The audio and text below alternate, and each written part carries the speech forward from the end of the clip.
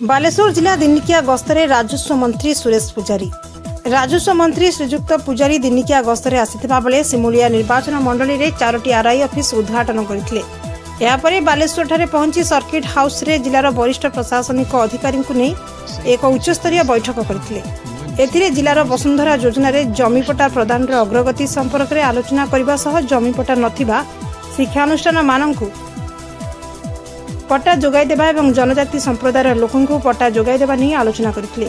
या सहित राजस्व विभाग रे थिबा समस्त समस्या उपरे आलोचना करा जायतिला बोली राजस्व मंत्री श्रीजुक्त पुजारी कहिसेंती। बांग्लादेशी अनुप्रवेश एक मुख्य समस्या होइतबा बेले अनुप्रवेश किपरि रोका जाय परिबो से नै सरकार आलोचना करुथबा कहिसेंती राजस्व मंत्री सुरेश पुजारी। या परे मंत्री श्रीजुक्त पुजारी रेमुना ठारे अनुष्ठित रेमुना महोत्सव रे मुख्य अतिथि भाबे जोग दैथिले।